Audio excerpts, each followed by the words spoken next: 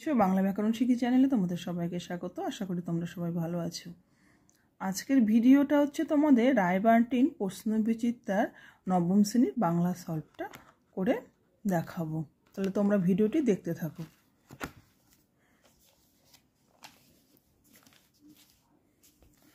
Bangla solve বলতে পরীক্ষা তো সামনেই, ফার্স্ট ইউনিটের যে বাংলাগুলো আছে সেই বাংলাগুলো তোমাদের সলভ করে দেখাবো। ভিডিওটি তোমরা দেখো। 1 নম্বর স্কুলটা, প্রথম প্রশ্ন 1-এর 1 নম্বর, চণ্ডীর আদেশ পান। চণ্ডীর আদেশ পেয়েছিলেন জাম্বুবান, বীর হনুমান, কালকেতু, ফুল্লরা। 1-এর খ নম্বর উত্তর হবে বীর হনুমান। 1.2 নোঙর কবিতাটি যে কাব্যগ্রন্থের অন্তর্গত। নোঙর কবিতাটি সাদা মেঘ কালো পাহাড় কাব্যগ্রন্থের অন্তর্গত। 1.3 বন্ধুগণ হাসবেন না এ কথা বলেছিলেন ইলিয়াস। ক নম্বর ইলিয়াস।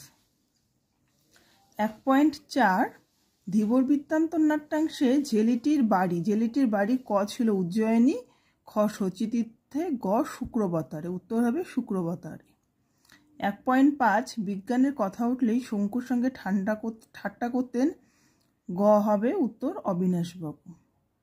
ঘোষ শব্দের অর্থ কি? 6 নম্বর ঘোষ শব্দের অর্থ হচ্ছে প্রাণ, বাতাস, ধ্বনিগাম্ভীর্য ও ঝোঁক। উত্তর হবে ধ্বনিগাম্ভীর্য। 1.7 বিপজ্জক জনক এর সন্ধিরূপ হলো বিপজ্জনক। তারপরে দেখো 2.1-এর প্রশ্ন আছে যে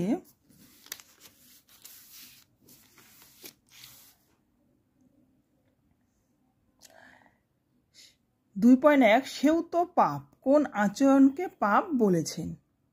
উত্তর হবে 2.1 লিউ তলস্তয়ের লেখা ইলিয়াস গল্পে ইলিয়াস তার স্ত্রী নিজেদের সাথে মজুরদের উপর নজর রাখত যাতে তারা কম খেতে বেশি না খেতে পারে। ইলিয়াসের স্ত্রী তাদের এই আচরণকে পাপ বলেছেন। ঠিক আছে। 2 নম্বর প্রশ্ন কলিঙ্গ দেশে ঝড় বৃষ্টি কতদিন ধরে চলেছিল? তোমরা তো জানোই কলিঙ্গ দেশে ঝড় বৃষ্টি 7 দিন ধরে চলেছিল। তারপর 2.3 নোঙর কবিতাটি কবি কিভাবে দিকের নিশানা করেন? নোঙর কবিতায় কবি দাঁড় টেনে টেনে পাল তুলে তারার দিকে চেয়ে নিশানা করেন। 4 নম্বর ধীবর বৃত্তান্ত নাট্যাংশটির মূল অনুবাদকের নাম কি? ধীবর বৃত্তান্ত নাটকের অনুবাদকের নাম সত্যনারায়ণ চক্রবর্তী। শঙ্কুর রকেটে কত মন পর্যন্ত জিনিস নেওয়া যায়? শঙ্কুর রকেটে 20 মন পর্যন্ত জিনিস নেওয়া যায়। 6 প্লুতস্বর কাকে বলে? প্লুত শব্দের অর্থ টানা, রোদনে, গানে, আহ্বানে, স্বরধ্বনিকে টেনে প্রলম্বিত করে বা অতি দীর্ঘ করে উচ্চারণ করার রীতিকে প্লুতস্বর বলে। যেমন হে, এভাবে সেটাকে হচ্ছে প্লুতস্বর বলে। তারপর 2.7 আছে লকে পার্শ্বিক ধ্বনি বলা হয় কেন? ল ব্যঞ্জনটি উচ্চারণের সময় জিভের আগা দন্তমূল স্পর্শ করে থাকে এবং জিভের দুপাশ দিকে বায়ু নির্গত হয়, তাই লকে পার্শ্বিক ধ্বনি বলে। 2.8 প্রশ্ন আছে দুর্বোধ্য শব্দটি সন্ধি বিচ্ছেদ কি হবে? দুহ যোগ বোধ্য, এটা বিসর্গ সন্ধি হবে। তারপর দেখো 3.1 আছে আছুক সহ্যের কার্য হেজ্জা গেল ঘর, প্রসঙ্গ উল্লেখ করে ব্যাখ্যা করো। এগুলো বড় প্রশ্ন, আমি শুধু তোমাদের আজকে 1 এবং 2-এর সলভই দেব। তারপরে 1 নম্বর, এবার তাহলে 2 নম্বর স্কুলটি বের করো। 2-এর 1 কলিঙ্গ দেশে বৃষ্টি হয়েছিল 6 দিন, 5 দিন, 7 দিন, 8 দিন। উত্তর হবে যে 7 দিন। 1.1-এর উত্তর হবে 7 দিন।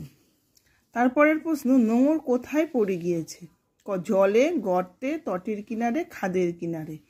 উত্তর হবে গ নম্বর তটের কিনারে। 3 নম্বর ইলিয়াস গল্পটি বাংলায় তর্জমা করেছেন অনিন্দ্য সৌরভ, মনীন্দ্র দত্ত, শঙ্খ ঘোষ। 3-এর উত্তর হবে হচ্ছে মনীন্দ্র দত্ত। তোমরা বইটি পাশে খুলে নিবে, তাহলে সুবিধা হবে। আমি উত্তরগুলো শুধু বলছি। 1.4 সভায় জাঁকিয়ে বক্তৃতা করা গেল। বক্তা রবীন্দ্রনাথ থেকে কয়টা উদ্ধৃতি নিয়েছেন? 12টি। উত্তর হবে 12টি। ওই ও কোন ধরনের ধ্বনি? উত্তর হবে এটা যৌগিক ধ্বনি। তারপরে 1.6 রত্ন থেকে রতন, কোন ধ্বনি পরিবর্তন? রত্ন থেকে রতন, এটা উত্তর হবে স্বরভক্তি। তারপরে 1.7 সূচক একে পূর্বাপর সব বলতে দাও। একথার বক্তা হচ্ছে শ্যালক। 1.8 মঙ্গল গ্রহে প্রথম জলপান করলো কে? ক বিধুশেখর, খ প্রফেসর শঙ্কু, গ প্রহ্লাদ, ঘ নিউটন। উত্তর হবে নিউটন। 2.1 চারি মেঘে বরিশে মুষলধারে জল, চারি মেঘের নাম লেখো। এই যে উত্তর, কলিঙ্গ দেশে ঝড় বৃষ্টি কবিতায় চারি মেঘের নাম পাই। চারি মেঘের নাম হলো পুষ্কর, সংবর্ত, আবর্ত ও দ্রোণ। তারপরে 2.2 নম্বর প্রশ্ন, বাবা মারা যাওয়ার সময় ইলিয়াসের সম্পত্তি কি ছিল? বাবা মারা যাওয়ার সময় ইলিয়াসের সম্পত্তি ছিল 60টি ঘটকি, 2টি গরু ও 20টা ভেড়া। 3 নম্বর প্রশ্ন ছিল, বিধুশেখর চলিত ভাষা ছেড়ে শুদ্ধ ভাষা ব্যবহার করেছিল কেন? সম্ভবত প্রহ্লাদের মুখে রামায়ণ মহাভারত শুনে বিধুশেখর চলিত ভাষা ছেড়ে শুদ্ধ ভাষা ব্যবহার করেছিল।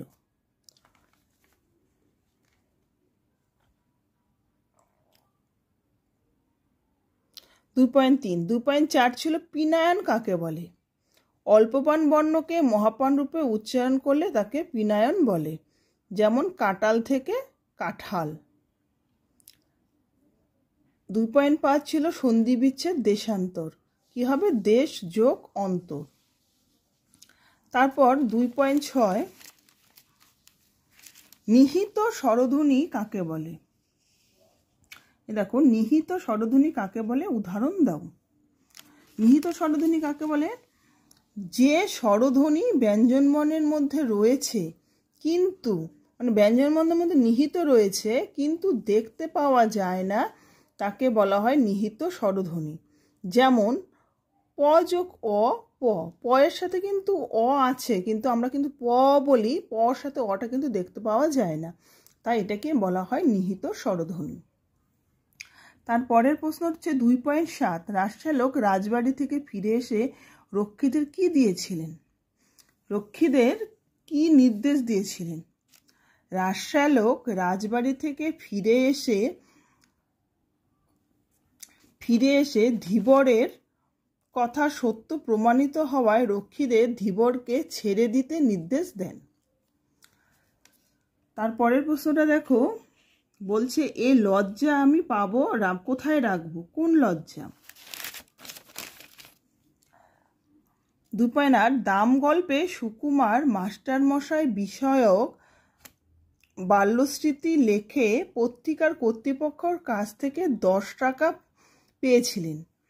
তারপরে মনে হয়েছিল 10 টাকায় তিনি যেন মাস্টারমশাইকে বিক্রি করেছিলেন। এখানে এই লজ্জার কথা বলা হয়েছে। এরপরে চলে আসি 3 নম্বরে, যেহেতু বলেছিলাম যে 1 এবং 2 নম্বরের প্রশ্নগুলোর সলভ দেব। তো 3-এর 1 নম্বর দেখো, কলিঙ্গের সকল লোক কার নাম স্মরণ করেছিল? ক ইন্দ্র দেবতার, খ বরুণ দেবতার, গ পবন দেবতার, ঘ জৈমিনী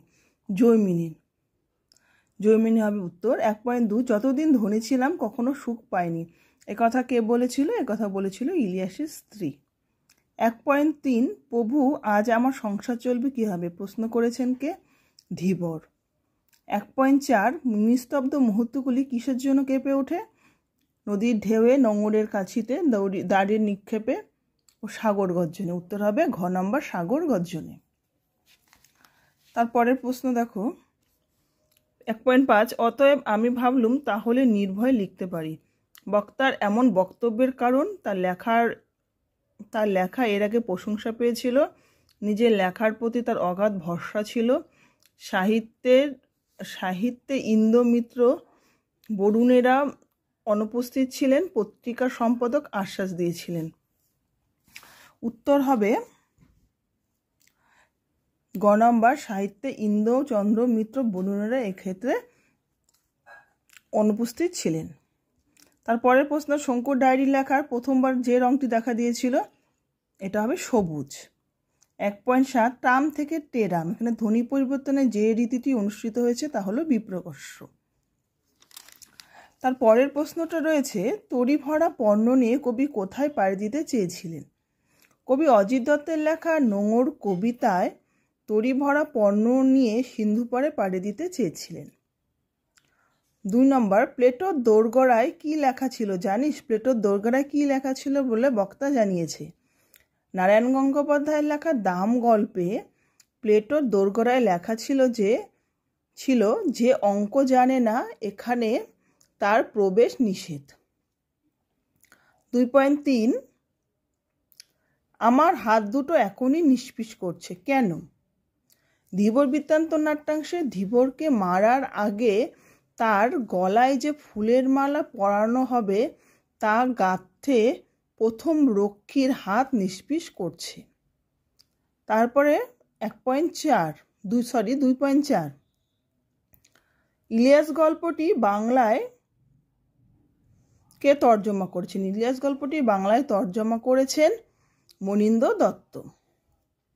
2.5 আছে, জিহ্বনাস্ত্র প্রয়োগ করলে কি হয়? এটা হচ্ছে বোমযাত্রী ডায়েরি থেকে নেওয়া হয়েছে।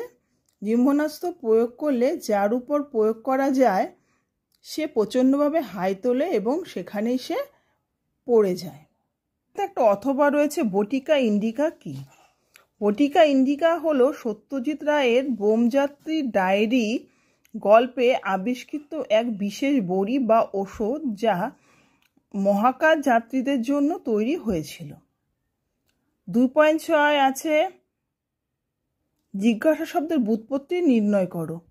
জিজ্ঞাসা শব্দের ব্যুৎপত্তি মানে প্রত্যয় হবে গা পূর্বক সন যোগ অ যোগ আ। 2.7, অনুসর্গ কাকে বলে?